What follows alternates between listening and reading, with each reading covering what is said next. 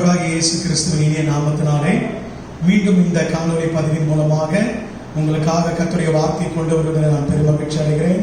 கர்த்தர் ஒவ்வொருவரையும் ஆசீர்வதிப்பாராக. நான் மறுபடியும் சொல்லிக்கொள்ள விரும்புகிற ஒரு காரியம், இந்த காணொளி பதிவானது கிறிஸ்தவ சபை மக்களுக்கு என்று, குறிப்பாக கடைசி காலத்துடைய சபை மக்களுக்கு என்று கொடுக்கப்படுகிற கிறிஸ்தவ விழிப்புணர்வு அடங்கிய பதிவாகும். கர்த்தர் தாமே எங்களை ஆசீர்வதிப்பாராக. ஆண்டவருடைய வார்த்தைக்கு நேராக நாம் கடந்து போகலாம். வாசிக்கலாம். நீதிமொழிகளின் புஸ்தகம் 20வது அதிகாரம் 25வது வசனத்தை வாசிக்கும்படி அன்பாய் கேட்கிறேன். இந்த நாளுக்கென்று தெரிந்து கொள்ளப்பட்ட வேத வார்த்தை நீதிமொழிகளின் புஸ்தகம் 20வது அதிகாரம் 25வது வசனம். பரிசுத்தமானதை விழுங்குகிறதும் பொருத்தனை செய்த பின்பு யோசிக்கிறதும் மனுஷனுக்கு கண்ணியாய் இருக்கும். நாம் எல்லாரும் கண்களை மூடி ஜெபிக்கலாம். நம்ம எல்லாரும் இருக்கிற இடங்களில் வீடுகள் தோறும் நம்ம எல்லாரும் முடிந்தவர்கள் கொஞ்ச நேரம் முழங்கால் பண்ணிட்டு கண்களை மூடி இந்த ஆரம்ப மணி தொழிலை கர்த்தருடைய பாதத்தில் வைத்து இந்த நாளிலே கர்த்தருடைய வார்த்தை நமக்கு நேராய் உண்டாகும்படியாய் வேதம் சொல்லுகிறது, மாறி முளைந்த மழை வானத்திலிருந்து இறங்கி அது பூமியை நனைத்து அதில் முளை கிளம்பி விளையும்படி செய்து விதைக்கிறவனுக்கு விதையையும் புசிக்கிறவனுக்கு ஆகாரத்தை கொடுக்கிறது எப்படியோ அப்படியே என்னுடைய வாயிலிருந்து புறப்படும் ஒவ்வொரு வார்த்தையும் இருக்கும் என்று கர்த்தர் சொல்லுகிறார். இந்த காலை நேரத்தில் என்னோடு கூட பேசினாண்டவர் என்று சொல்லி என்னோடு கூட பேசுவீராக ராஜா, என்னோடு கூட பேசுவீராக. அவருடைய வார்த்தை மூலமாய் இதோ என் இருதயத்தை திறந்த வண்ணமாய் ஒப்புக் கொடுக்கிறேன். நீங்க பேசுங்க சொல்லி. ஹல்லேலூயா, உமக்கு நன்றி ராஜா.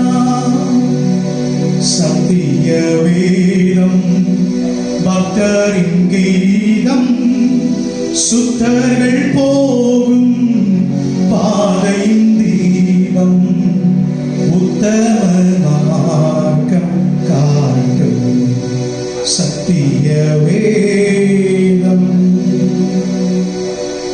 நீட்டம் விரும்பும் கர்த்தர் வசனம், சுத்த பசுபொன் தெளித்திடும் தேன். நீட்டம் விரும்பும் கர்த்தர் வசனம், சுத்த பசும்பொன் தெளித்திடும் தேன். இதயம் மகிழும் கண்கள் தெளியும், இருண்ட ஆன்மா உயிரடையும். இதயம் மகிழும் கண்கள் தெளியும், இருண்ட ஆன்மா உயிரடையும். சத்திய வேதம் பக்தரின் கீதம், சுத்தர்கள் போகும் பாதையின் தெய்வம், உத்தம மார்க்கம் காட்டும் சத்திய வேதம்.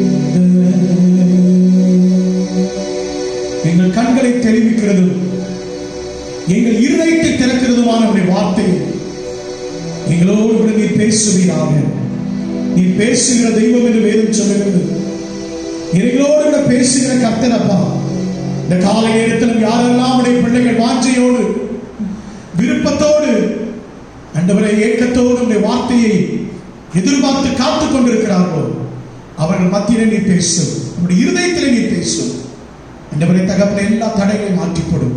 இயேசுவின் மூலமாக ஜெபிக்கிறேன் ஜீவனுள்ள நல்ல பிதாவே, ஆமென். ஆண்டவராகிய இயேசு கிறிஸ்துவின் இனிய நாமத்தினாலே மறுபடியும் உங்களுக்கு நான் வாழ்த்துதலையும் சமாதானத்தை தெரிவித்துக் கொள்கிறேன். கர்த்தர் ஒவ்வொருவரையும் ஆசீர்வதிப்பாராக. நீங்கள் சுகமுடனும் பலனுடனும் இருப்பீர்கள் நான் விசுவாசிக்கிறேன். கர்த்தர் தொடர்ந்து நடத்துவார். சீக்கிரத்திலேயே இந்த நெருக்கத்தின் சூழ்நிலைகள் மாறி நாம் மறுபடியும் கர்த்தருடைய ஆலயத்திலே கூடி ஆராதிக்கிற நாட்களை வெகு விரைவிலே கர்த்தர் கொண்டு வருவார் என்பதிலே எந்த விதமான சந்தேகம் இல்லை. அல்லேலூயா. மறுபடியும் அந்த வசனத்தை வாசிக்கும்படி அன்பாய் கேட்கிறேன். நீதிமொழிகள் 20வது அதிகாரம் 25வது வசனம். பரிசுத்தமானதை விழுங்குகிறதும் பொருத்தனை செய்த பின்பு யோசிக்கிறதும் மனுஷனுக்கு கண்ணியாயிருக்கும். இந்த கண்ணி என்பது ஒரு மனுஷனுடைய வாழ்க்கையிலே மிகவும் ஒரு மோசமான காரியம். ஒரு மனுஷனை வீழ்த்துவதற்காக அல்லது ஒரு காரியத்தை வீழ்த்துவதற்காக எதிரிகளாலே திட்டமிட்டு பயன்படுத்தப்படுகிற ஆயுதங்களில் ஒன்றுதான் இந்த கண்ணி. இந்த காலத்திலே இந்த கண்ணி வைப்பதை குறித்து நமக்கு அதிகமாய் தெரிவதில்லை. ஆனால் கொஞ்ச காலத்துக்கு முன்பாக வரைக்கும் நீங்கள் பார்க்கின்ற சொன்னால் ஒரு மிருகத்தையோ ஒரு பறவையோ பிடிப்பதற்காக வேடன் என்று சொல்லுகிற ஒரு மனிதன் அவன் கண்ணிகளை வைப்பது வழக்கம். ஒரு அடக்க முடியாத அல்லது பிடிக்க முடியாத ஒரு மிருகத்தையோ பறவையோ பிடிப்பதற்காக அவன் கண்ணி வைத்து இப்படிப்பட்ட காரியங்களை பிடிப்பது வழக்கம். எனக்கன்பான தேவ ஜனங்களே, அப்படிப்பட்ட கண்ணிலே அகப்படுகிற மிருகமானாலும் பறவையானாலும் அது ஒருபோதும் தப்பிக்க முடியாததாய் அது மிகவும் கொடுமையாய் காணப்படுகிறது. எனக்கன்பான தேவ ஜனமே, இன்றைக்கு ஆவிக்குரிய வாழ்க்கையிலையும் நம்முடைய எதிராளியான சாத்தான் இன்றைக்கு தேவ பிள்ளைகளுக்கு விரோதமாய் அநேக கண்ணிகளை வைக்கிறதை பார்க்க முடியும். வேதாகமம் அதை குறித்து நமக்கு சொல்ல மறக்கவில்லை. இந்த இடத்துல வாசிக்கும் போது சாலமோன் ஞானி இப்படி எழுதுகிறார்: பரிசுத்தமானதை விழுங்குகிறதும் பொருத்தனை செய்த பின்பு யோசிக்கிறதும் மனுஷனுக்கு கண்ணியாயிருக்கும். இந்த கண்ணி என்பது நான் முதல்ல சொன்னது போல ஒரு மனுஷனுடைய வாழ்க்கையில் மிக மோசமான பயங்கரமான ஒரு காரியம். வாசித்து பாருங்கள். சங்கீதங்களின் புஸ்தகம் 18ஆம் சங்கீதம் 5ஆம் வசனம் இப்படி சொல்கிறது: பாதாள கட்டுகள் என்னை சூழ்ந்து கொண்டது, மரண கண்ணிகள் என் மேல் விழுந்தது. சங்கீதக்காரனாகிய தாவீது இப்படி சொல்லுகிறான், மரண கண்ணிகள் என் மேல் விழுந்தது என்று சொல்லி. அப்படி என்று சொன்னால் இந்த கண்ணி நம்மை எங்கு கொண்டு செல்கிறது என்று சொன்னால் மரணத்துக்கு நேராய் கொண்டு சென்று விடுகிறது. பாருங்க, கண்ணி வைத்து ஒரு மிருகத்தையோ பறவையை பிடிக்கிற மனுஷன் அதை கொண்டு போய் வளர்ப்பதற்காக அதை பயன்படுத்த மாட்டான். அதை கொன்று அதை விற்பனை செய்வதற்கும் அதை விற்று காசாக்குவதற்கு அந்த வேடன் அதை பயன்படுத்துவான். இன்றைக்கு சாத்தானும் கூட பாவம் என்கிற கண்ணி இன்னும் பலவிதமான காரியங்களை நமக்கு நேராய் வைத்து பாவத்தின் சம்பளம் மரணம் என்று எழுதப்பட்ட வார்த்தை பிரகாரமாய் மரண கண்ணிக்கு நேராய் நம்மை கொண்டு செல்கிறதை பார்க்கிறோம். இதை நான் ஆமோஸ் எழுதின தீர்க்கதரிசன புஸ்தகம் 3ஆம் அதிகாரம் 5ஆம் வசனத்திலே ஆமோஸ் தீர்க்கதரிசி இப்படி எழுதுகிறார். வாசிங்கள். ஆமோஸின் தீர்க்கதரிசன புஸ்தகம் 3ஆம் அதிகாரம் 5ஆம் வசனத்தை வாசிக்க கேட்போம். குருவிக்கு தரையிலே சுருக்கு போடப்படாது. பாருங்க, ஒரு குருவிக்கு எப்படி தரையிலே சுருக்கு போட்டு அதை பிடிக்கிறானோ அதே போலவே சாத்தானானவன் இன்றைக்கு ஒரு சுருக்கு காரியத்தை, ஒரு சுருக்கமான அல்லது நம்முடைய கால்களை சிக்கிக் கொள்ளும்படி ஒரு சுருக்கை பயன்படுத்துகிறான் என்று சொல்லி பார்க்கிறோம். தொடர்ந்து வாசிக்கிறேன் என்று சொன்னால் வாசிங்கள். குருவிக்கு தரையிலே சுருக்கு போடப்படாதிருந்தால் அது கண்ணியில் அகப்படுமோ? ஒன்றும் படாதிருக்கையில் கண்ணி தரையிலிருந்து எடுக்கப்படுமோ? அதாவது வேடன் என்ன செய்கிறானா, அந்த கண்ணி வைத்து அது காத்து கொண்டிருக்கிறானா. அதைதான் வேதம் சொல்லுகிறது. அது ஏதாவது ஒன்று பட்ட உடனே படாமல் அது எழுப்பாது, எடுக்கப்படாது. பட்ட உடனே வேடன் என்ன செய்கிறானா, அந்த கண்ணியிலே அகப்பட்டதான ஒரு பறவையோ ஒரு மிருகமோ ஒரு எந்த காரியத்தையோ அதை பிடித்துக் கொள்ளுகிறதை நீங்கள் நானும் பார்க்க முடியும். எனக்கு அன்பான தேவ ஜனமே, இன்னைக்கு சாத்தான் நமக்கு விரோதமாய் பலவிதமான கண்ணிகளை வைத்து காத்து கொண்டிருக்கிறான்.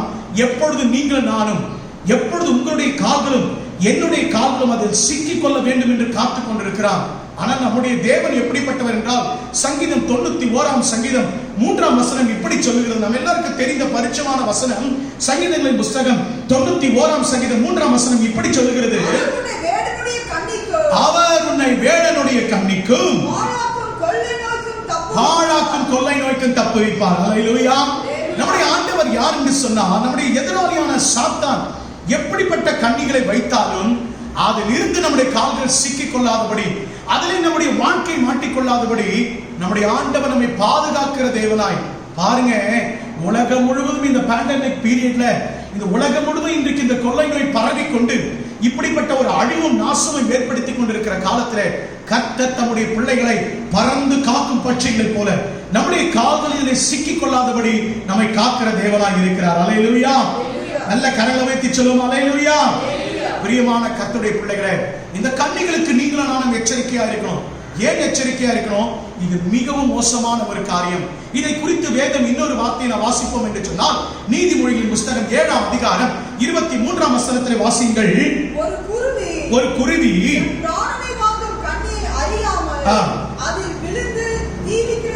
போதுமானது. பாருங்க, ஒரு குருவிக்கு தெரிவதில்லை தன் பிராணனை வாங்கும்படிக்கு கண்ணி வைக்கப்பட்டிருக்கிறது என்று சொல்லி.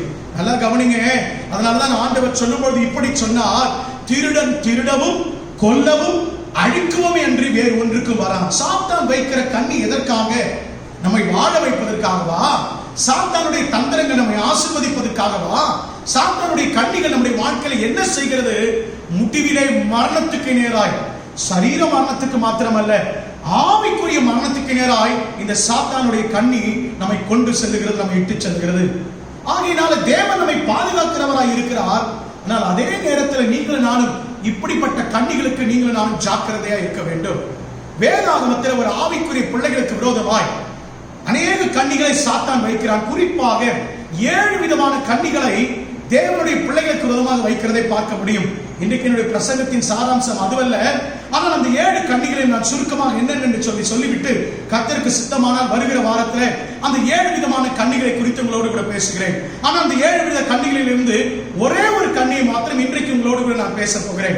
அந்த 7 விதமான கண்ணிகளை குறித்துக் கொள்ளுங்கள். முதலாவது நீதிமொழியின் புஸ்தகம் 20ஆம் அதிகாரம் 25ஆம் வசனத்தில் 2 விதமான கண்ணிகளை மனுஷனுக்கு விரோதமாய் சாத்தான் வைக்கிறதை பார்க்க முடியும். ஒன்று, பரிசுத்தமானதை விழுங்கிறது மனுஷனுக்கு கண்ணி. இரண்டாவது, அதே வேத வசனம் சொல்லுகிறது, பொருத்தனை செய்த பின் ஒரு மனுஷன் யோசிப்பது, பொருத்தனை செய்துவிட்ட பின் யோசிப்பது அவனுக்கு கண்ணியா இருக்கும். மூன்றாவது, நீதிமொழிகள் 18:7 சொல்லுகிறது, மூடனுடைய உதடு, அதாவது மூடனுடைய வாய், மூடனுடைய வாயிலிருந்து பிறக்கும் சொற்கள் அவனுக்கு கண்ணியா இருக்கும் என்று சொல்லப்படுகிறது. நான்காவது, நீதிமொழிகள் 29:25 சொல்லுகிறது, மனுஷனுக்கு பயப்படும் பயம் கண்ணியை வருவிக்கும். அல்லேலூயா.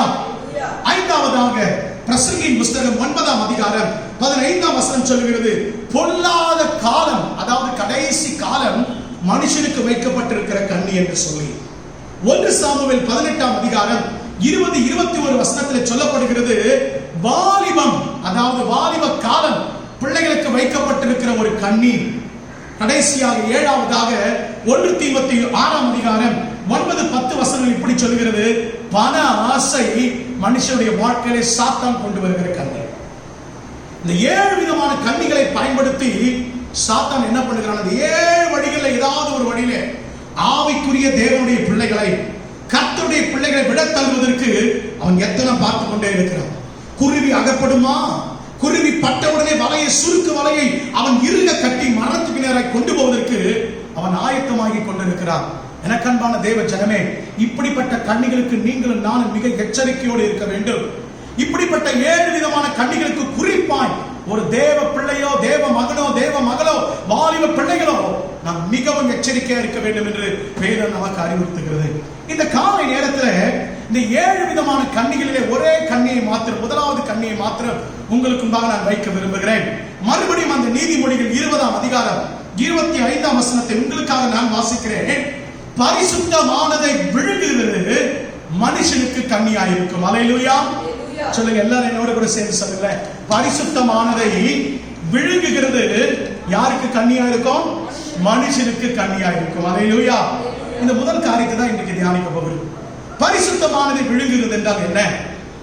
நம்ம எல்லாரும் இந்த வசனத்தை நிறைய தடவை படிச்சிருக்கோம், எத்தனையோ முறை தியானித்து இருக்கிறோம். ஆனால் இந்த பரிசுத்தமானதை விழுங்குகிறது என்றால் என்னங்க? கொஞ்சம் நிதானித்து பார்ப்போம் என்று சொன்னால், இந்த விழுங்குதல் என்கிறதான பதம் தமிழில் பயன்படுத்தப்பட்டிருக்கிறது. ஆனால் மூல மொழியில் இதற்கு பயன்படுத்தப்பட்டுகிற வார்த்தையினுடைய பொருள் 3 விதமான அர்த்தத்தை குறிக்கிறதா இருக்கிறது. ஒன்று, பரிசுத்தமானதை அசட்டை பண்ணுகிறது மனுஷனுக்கு கண்ணியா இருக்கும். இன்னொரு அர்த்தம் என்னவென்று சொன்னால், பரிசுத்தமானதிலே துணிகரம் கொள்வது மனுஷனுக்கு கண்ணியா இருக்கும். பரிசுத்தமானதை நிராகரிப்பது, தள்ளுவது மனுஷனுக்கு கண்ணியா இருக்கும். அதாவது நாம ஒரு பழமொழி சொல்லுவோம், முழு பூசணிக்காய எதுல மறைக்கிறாங்களா? சோத்துக்குள்ள மறைக்கிறாங்கன்னு சொல்லி. எங்கேயாவது முழு பூசணிக்காவை மறைக்க முடியுமா? முழு பூசணிக்காவை மறைக்க முடியாது. இந்த பரிசுத்தமானதை விழுங்குகிறது என்று சொல்லுகிறது அர்த்தம் என்னவென்று சொன்னால், முழு காரியத்தை, ஒரு தேவனுடைய ஒரு முழு காரியத்தை அசட்டை பண்ணுவது, அதை புறந்தள்ளுவது, அதற்கு விரோதமாய் துணிகரம் கொள்வதுதான் மனுஷனுடைய வாழ்க்கையிலே கண்ணியா இருக்கும் என்று வேதம் சொல்லுகிறது. அல்லேலூயா. அல்லேலூயா. கர்த்தர் வேதாகமத்திலே சொல்லப்பட்டிருக்கிற பரிசுத்தம், தேவன் உங்களுக்கும் எனக்கும் எதை பரிசுத்தமாய் கொடுத்திருக்கிறார், அந்த பரிசுத்தமான காரியத்தை விழுங்குகிறது மனுஷனுக்கு என்னவா இருக்குமா?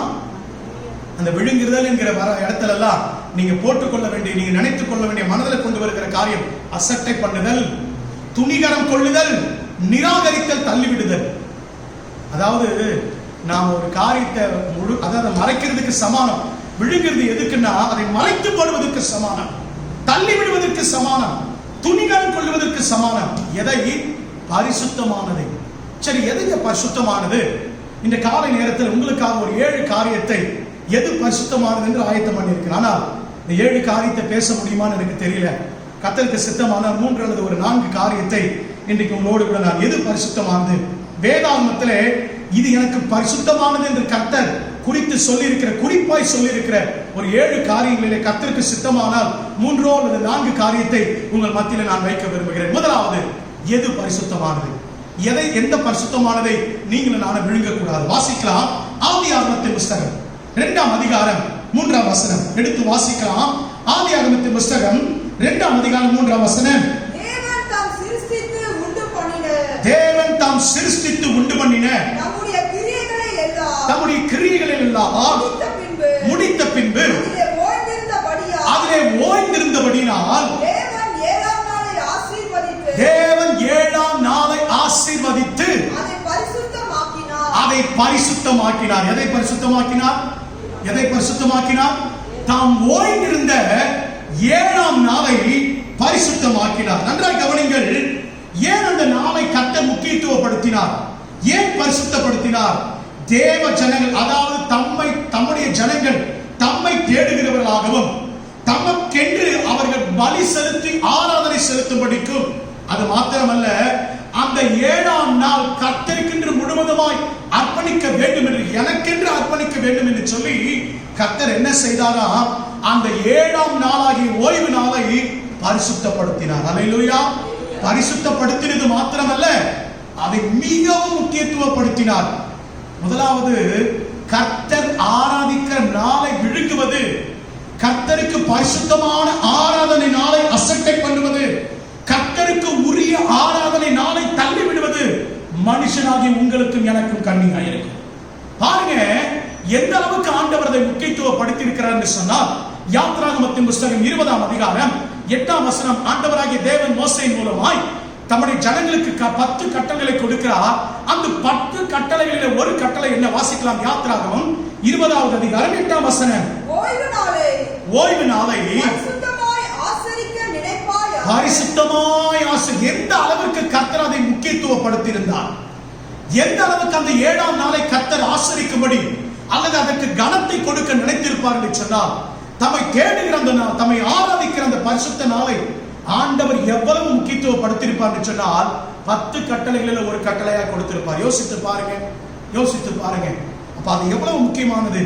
இன்னும் அதன் முக்கியத்துவத்தை பார்ப்போம் என்று சொன்னார். யாத்ராகமத்தின் புஸ்தகம், இன்னைக்கு கொஞ்சம் வசனங்களை சொல்லுகிற, கொஞ்சம் குறித்து வாசிக்க ஆரம்பிங்க. யாத்ராகமம் 31ஆம் அதிகாரம் 13 16 வசனங்களை குறித்துக் கொள்ளுங்க. ஆனால் 2 வசனத்தை 13 14ஆம் வசனத்தை மாத்திரம் வாசிங்க. நீ இஸ்ரவேல் புத்திரரை நோக்கி நீங்கள் என் ஓய்வு நாட்களை ஆசரிக்க வேண்டும். உங்களை பரிசுத்தப்படுத்துகிற கர்த்தர் நான் என்பதை நீங்கள் அறியும்படிக்கு இது உங்கள் தலைமுறை தோறும் எனக்கும் உங்களுக்கும் அடையாளமாய் இருக்கும். ஆகையால் ஓய்வு நாளை ஆசரிப்பீர்களாக. அது உங்களுக்கு பரிசுத்தமானது, போதுமானது. மறுபடியும் ஆண்டவர் கானானுக்குள்ள கொண்டு போய் சேர்க்கிற வரைக்கும், ஏன் கானானுக்குள்ள போன பிறகு ஆண்டவர் சொல்றார், என்னை ஆராதிக்கிற நாள், என்னை தேடுகிற நாள், அந்த பரிசுத்த ஓய்வு நாளை நீங்கள் ஆசரிப்பதற்கு மறக்க கூடாது. மீதமுள்ள வசனங்களை நீங்க பிறகு வாசித்து பாருங்க. அப்படி மீறுகிறவன் கொலை செய்யப்பட கடவுள் என்று பழைய ஏற்பாட்டில் ஆண்டவர் சொல்லி இருக்கார். இன்னும் மேலும் ஏசாயா தீர்க்கதரிசன புஸ்தகம் 58ஆம் அதிகாரம் 13 14 வசனங்களை நீங்கள் வாசித்து பார்ப்பீங்கன்னு சொன்னால், ஏசாயா தீர்க்கதரிசன புஸ்தகம் 58ஆம் அதிகாரம் 13 14 வசனங்கள். என் பரிசுத்த நாளாகிய ஓய்வு நாளை உனக்கு இஷ்டமானதை செய்யக்கூடாது. உன் காலை மற்ற காரியங்களிலிருந்து விலக்கி உன் வழிகளின்படி நடவாமலும் உன் இஷ்டமானதை உனக்கு தோன்றுகிறபடி நீ செய்யாமலும் எதை கூட செய்யக்கூடாதான்? கர்த்தருடைய நாளிலே சொந்த பேச்சை கூட பேசக்கூடாதுன்னு பழைய ஏற்பாட்டில் ஆண்டவர் கொடுத்திருந்தார். இப்ப நீங்க கேட்கலாம், இது பழைய ஏற்பாட்டு தானே, இது பழைய ஏற்பாட்டு கொடுக்கப்பட்ட ஒரு காரியம் தானே, புதிய ஏற்பாட்டுக்கு நமக்கு இல்லையே அப்படி நீங்க கேட்கலாம். ஒரு காரியத்தை விளக்குற, நல்லா கவனிங்க. நாம சில நேரத்தில் தப்பா புரிஞ்சுக்கிறோம். பழைய ஏற்பாட்டு காலம் நியாயப்பிரமாணத்தின் காலம், இது நமக்கு நம்ம வாழ்ற கிருபையின் காலம். பழைய ஏற்பாடு நியாயப்பிரமாணம், புதிய ஏற்பாடு கிருபையின் பிரமாணம். பழைய ஏற்பாட்டு பிரமாணத்தின் காலம் தான் ரொம்ப கொடிதுன்னு நினைக்கிறோம். ஆனா நல்ல சற்று உற்று நோக்கி பார்ப்பீங்கன்னு சொன்னா, இதற்கு பின்னாடி இருக்கிற காரியத்தை புரிஞ்சு கொள்வீங்கன்னா, பழைய ஏற்பாட்டு காலம் தான் சிறந்த ஒரு காலம். புதிய ஏற்பாட்டு காலத்துல கிருபை கிடைத்தாலும் ரொம்ப அதுக்கு பின்னாடி இருக்கிற சத்தியங்களை பார்ப்பீங்கன்னா ரொம்ப கருகலானது. என்னன்னு சொல்றீங்களா? பழைய ஏற்பாட்டு காலத்தை நல்லா கவனிங்க. பழைய ஏற்பாட்டு காலத்துல ஒரு நாள் தான் கர்த்தர் பரிசுத்தமாக்கி அதை ஆசரிக்கும்படி சொன்னார், 7ஆம் நாள். ஆனா கிருபை பிரமாண காலத்துல வரும்போது ஒரு நாள் அல்ல, நீ வாரத்தின் 7 நாளை யாருக்கு கொடுக்கணும்? கர்த்தருக்கு கொடுக்கணும். இப்ப சொல்லுங்க, ஒரு நாள் கர்த்தரை ஆராதிப்பது பெருசா, 7 நாள் ஆண்டவர் மாற்றி இருக்கிறாரு, இது ரொம்ப பெரிதா? யோசித்து பாருங்க. நாம நினைக்கிறோம் இன்னைக்கு கிருபை பிரமாணத்துல வந்துட்டேன்னு சொல்லி. கிருபை பிரமாணம் தான் நமக்கு இன்னும் கடினமான காரியத்தை கற்றுக் கொடுத்திருக்கிறார் ஆண்டவர். இன்னும் ஒரு உதாரணம் சொல்றேன். பழைய ஏற்பாட்டு காலத்துல ஸ்திரீயோடு கூட விபச்சாரம் பண்ணாதான் விபச்சாரம். ஆனா புதிய ஏற்பாட்டு கிருபை பிரமாணத்துல பார்த்தாலே என்னது? பார்த்தாலே நீ விபச்சாரம் செய்தது, இச்சையோடு பார்த்தாலே விபச்சாரக்காரன். இப்ப சொல்லுங்க, கொடுமை எது? இப்ப கடினமானது எது? நம்மை உருவாக்குற அதிகமான கடினமான காரிய வசனம் எது? கிருபை பிரமாணத்துலதான் இன்னும் நம்மளை கர்த்தர் உருவாக்கி கொண்டிருக்கிறார். நியாய பிரமாண காலம் அல்ல. பிரியமான கர்த்தருடைய பிள்ளைகளே, நன்றாய் கவனியுங்கள். பழைய ஏற்பாட்டு காலத்துல ஆண்டவர் ஒரு நாளை குறித்து, ஒரு நாளை நியமித்து, அந்த நாளை நீ விழுங்க கூடாது என்று சொல்லி ஆண்டவர் சொன்னார். ஆனா புதிய ஏற்பாட்டு காலத்துல சபை கூடி வருகிற எல்லா நேரமும் கர்த்தருக்கு பரிசுத்தமான நாள். அல்லேலூயா. வாரத்தின் 7 நாட்களும் கர்த்தரை தேட வேண்டிய நாள். வாரத்தின் 7 நாளும் கர்த்தரை நாம் ஆராதிக்க வேண்டிய நாள். அதனால்தான் எபிரேயர் ஆக்கியோன் இப்படி எழுதுகிறார். எபிரேயர் 10ஆம் அதிகாரம் 25ஆம் வசனத்தில் சொல்லும்போது இப்படி சொல்கிறார், வாசியுங்கள்.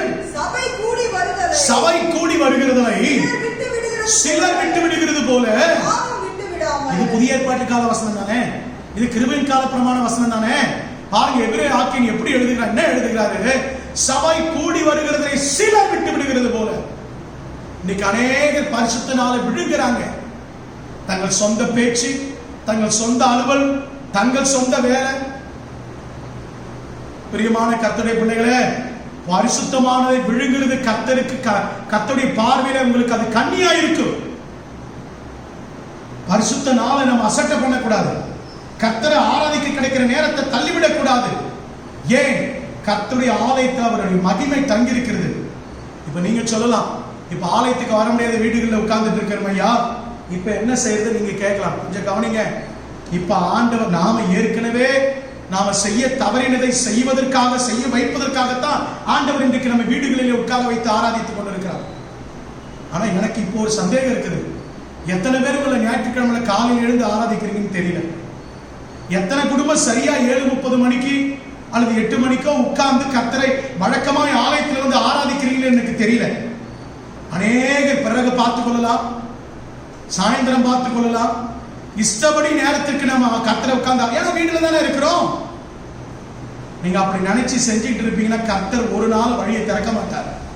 கர்த்தருடைய ஆசீர்வாதம் உங்களுக்கு உண்டாகாது.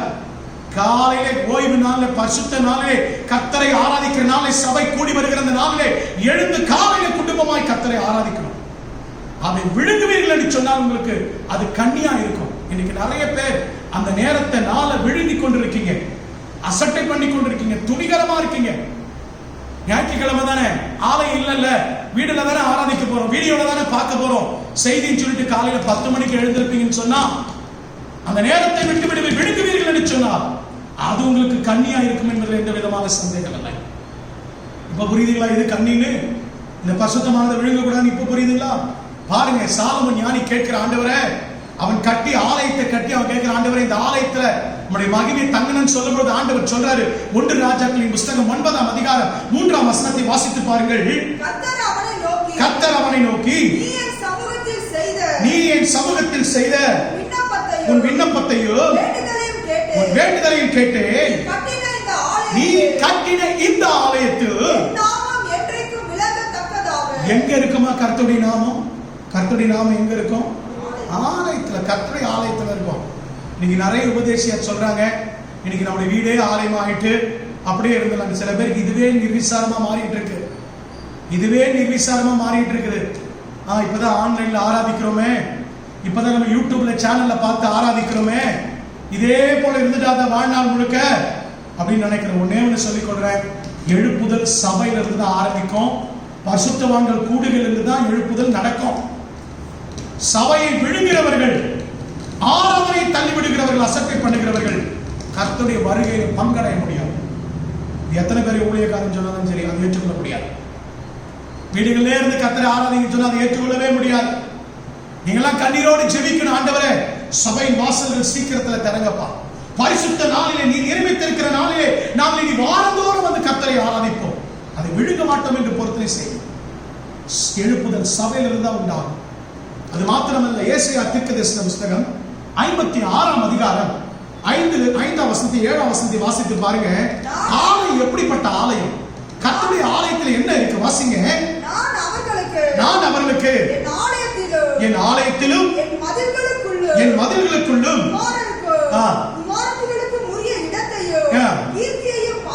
பார்க்கிலும், நல்ல கவனிங்க, ஆலயத்துல கொண்டு வந்து நமக்கு எதை கொடுக்கிறாரா? உத்தம இடத்தையும் கீர்த்தியையும் கொடுத்து,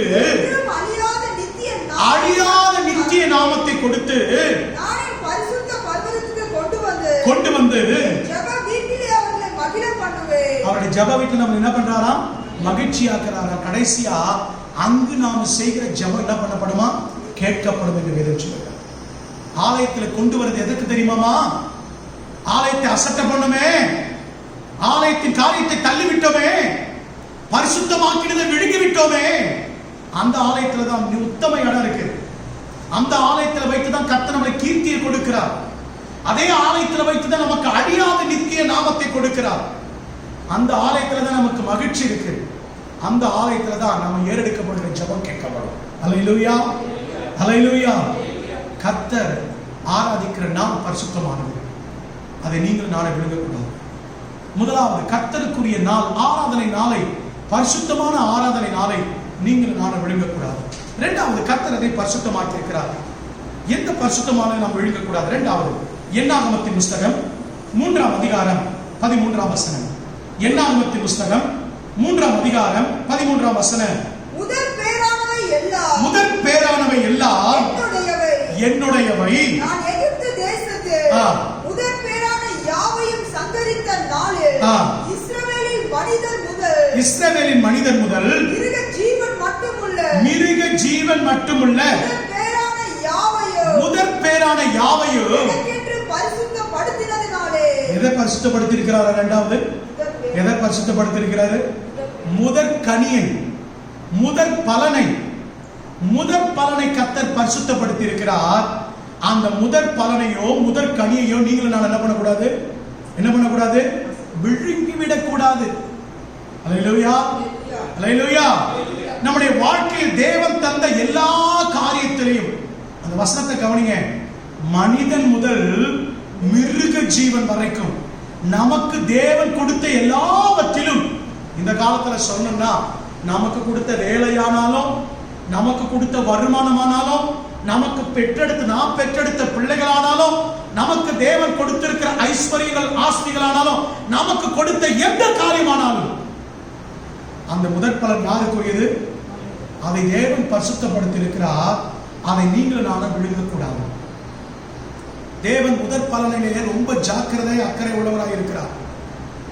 ஆகையினால தான் முதற் கனியை முதற் பலனை அசட்டை செய்த ஏசா கடைசி வரைக்கும் மனம் திரும்பாமல் போயிட்டான்.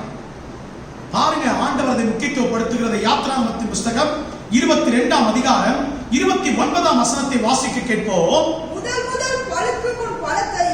முதல் பழுக்கும் முன் வீட்டுக்குள்ள மரத்துல பழுக்கிற முதல் பழத்தையும் வடியும் ரசத்தையும்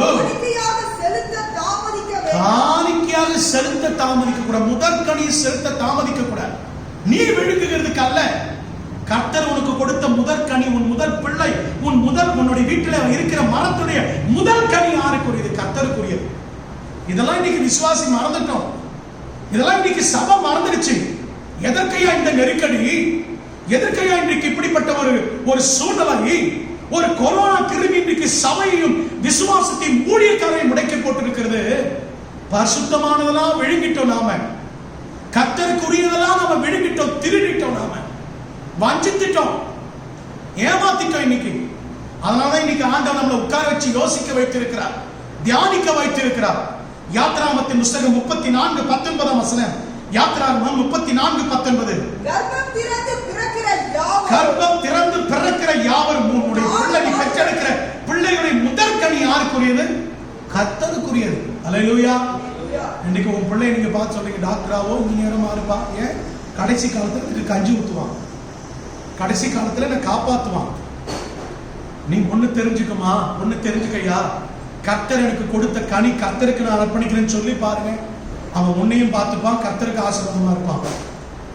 அப்படி இல்லைன்னு சொல்லிட்டா, அப்படி இல்லாமல் போனா உனக்கு மனநோவை உண்டாக்குவான், கர்த்தருடைய பிள்ளையாவும் வாழ மாட்டான். எசேக்கியேல் தீர்க்கதரிசன புத்தகம் 44 அதிகாரம் 30 வசனத்தை வாசித்து பாருங்கள்.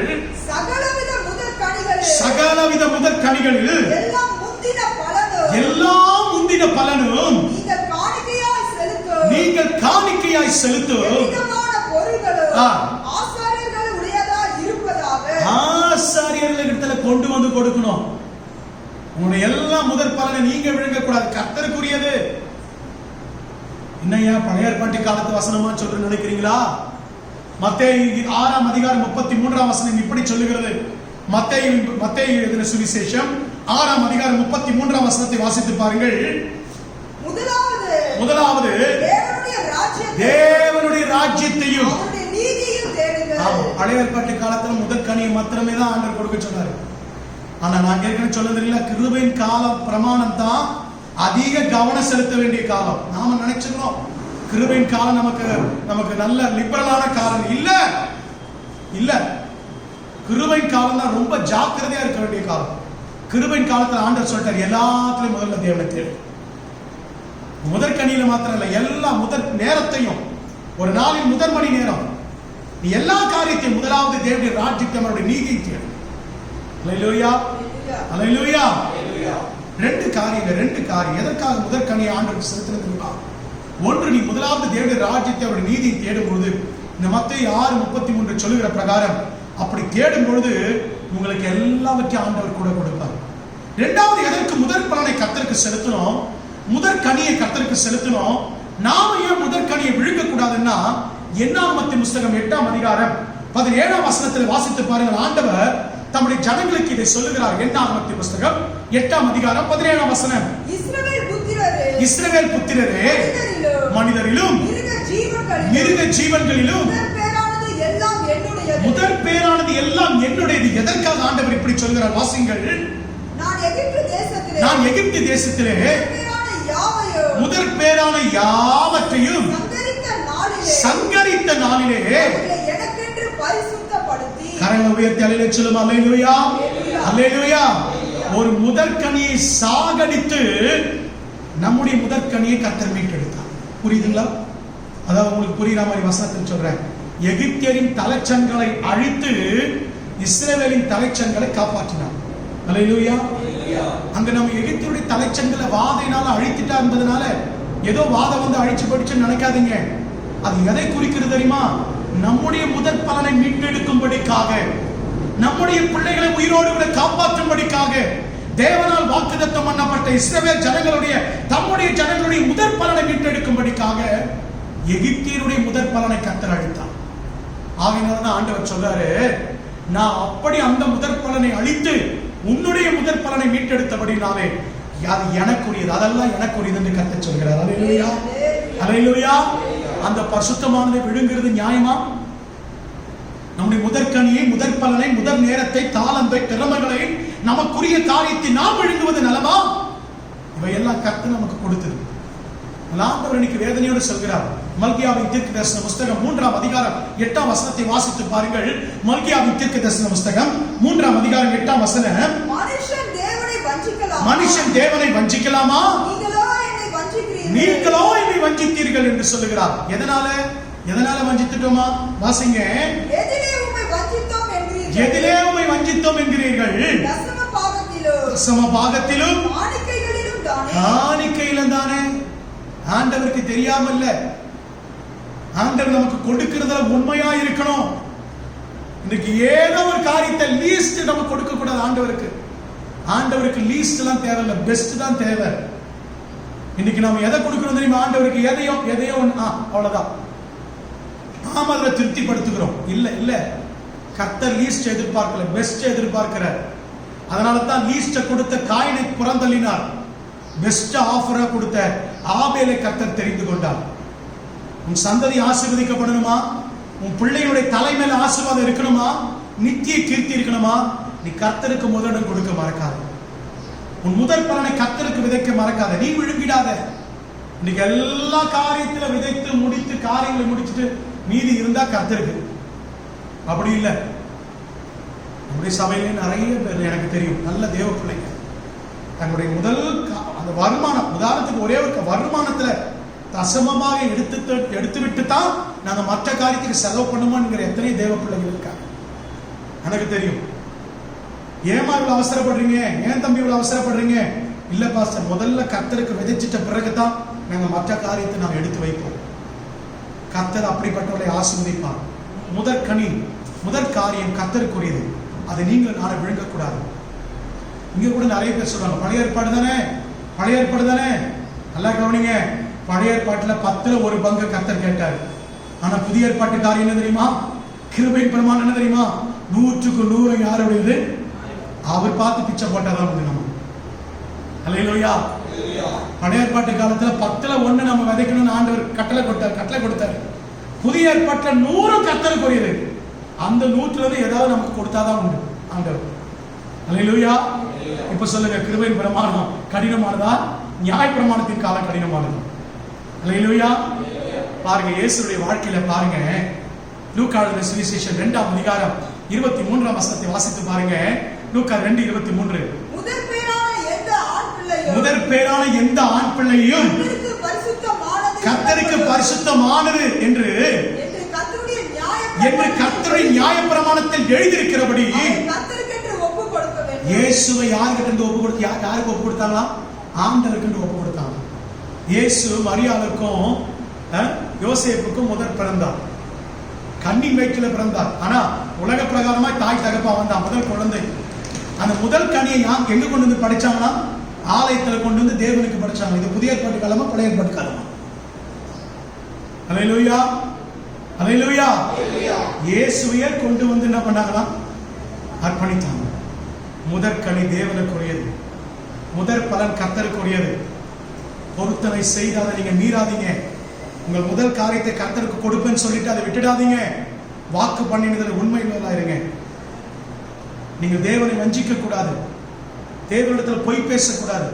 அதே மல்கியாவின் தீர்க்கதரிசன புஸ்தகம் 1ஆம் அதிகாரம் 8ஆம் வசனத்தை 13ஆம் வசனத்தை வாசிப்போம். நீங்கள் கண் ஊனமானதை பலியிட கொண்டு வந்தாலும் எப்படி எதை கொடுக்கணுமா? முதற்கனியில எப்படி கொடுக்கணுமா? வாசிங்க. அது பொல்லாப்பல்ல. நீங்கள் கால் ஊனமானதையோ நீங்க நினைக்கிறீங்க எதை கொடுத்தாலும் கர்த்தர் ஏத்துப்பார். நம்ம முன்னாடி சொன்ன பாருங்க, லீஸ்ட் எல்லாம் கொடுத்த கர்த்தர் ஏத்துப்பார். கால் ஊனமானது, நசல் கொண்டது. நிறைய வீட்டுல பாத்தீங்கன்னா ஊதாரியா போற பிள்ளைங்களை தான் எதுக்கு அர்ப்பணிப்பாங்க? ஊழியத்துக்கு கொடுத்துறோம் பாஸ்டர், நம்ம ஊழியத்துக்கு அர்ப்பணிச்சிடறோம் பாஸ்டர். ஏமா அவனை ஊழியத்துக்கு அனுப்புறீங்க? இவன் தான் வீட்டிலேயே உட்படாம இருக்கான். உட்படாம போறவளை செலக்ட் பண்ணி ஒருத்தருடைய ஊழியத்துக்கு கொடுப்பதில்லை. யார் நல்லா படிச்சு, யார் நல்ல திறமசாலியா, யார் கர்த்தருக்கு பயந்து நடக்கிறானோ அவனை கர்த்தருக்கு ஊழியத்துக்கு அர்ப்பணி. அல்லேலூயா, அல்லேலூயா. நீங்க நிறைய பெற்றோருடைய காரியம் தான் பாருங்க. ஆண்டவர் சொல்றாரு, நீங்க ஊனமானதையும் நசல் கொண்டு வந்து எனக்கு படிச்சுட்டு சொல்றீங்க, இதெல்லாம் ஒரு பெரிய தப்பே இல்லைன்னு சொல்றீங்க. ஆனா ஆண்டவர் வேதனைப்படுற. வாசிங்க, தொடர்ந்து வாசிங்க. நசல் பிடித்ததையும் கொண்டு வந்தாலும், நசல் பிடித்ததை கொண்டு வந்தாலும் பொல்லாப்பல்ல, இது பரவாயில்லன்னு சொல்றீங்களே, அதை உன் அதிபதிக்கு செலுத்துவே. ஒரு நிமிஷம். முதலாளி கிட்ட போயிட்டு அழுகி போன பழத்தை கிஃப்டா வாங்கி போயிட்டு, இந்தாங்க ஐயா உங்களுக்கு 1 கிலோ சாத்துக்குடி, 1 கிலோ மாம்பழம் அழுகி போனதை வாங்கி வந்திருக்கிறேன்னு உங்க முதலாளிக்கு கொடுப்பீங்களா? சொல்லுங்களேன், கொடுத்துருவீங்களா? ஒரு கல்யாண வீட்டுக்கு போறீங்க, கல்யாணத்துக்கு பரிசா கிழிஞ்சு போன புடவை பாக்ஸ்ல வச்சு கொண்டு போயிட்டு இந்தாங்க கொடுப்பீங்களா? ஆனா கர்த்தருடைய ஆலயத்துக்கு வந்து கர்த்தருக்கு கொடுக்கிறது மட்டும் நசல், அழுகி போனது, வீணாய் போனது, லீஸ்ட், தேவையற்றது. அப்படியா? கர்த்தருக்கு கொடுக்கிறது அப்படியா கொடுக்கணும்? கர்த்தருக்கு கொடுக்கிறது அப்படியே கொடுக்கணும். ஆண்டவர் என்ன சொல்றார்? தொடர்ந்து வாசிங்க. அவன் உன்மேல் பிரியமா இருப்பானோ? நீ அப்படி கொடுத்தா உன் எஜமான் பிரியமா இருப்பானோ? சீட்டை கிழிச்சிடுவான். எனக்கான கொண்டு வந்து இதை கொடுக்கிறேன்னு ஒரு சீட்டை கிழிச்சிடுவான். வீட்டுக்கு போன அனுப்பிடுவான், பாய் பாய் சொல்லிடுவான்.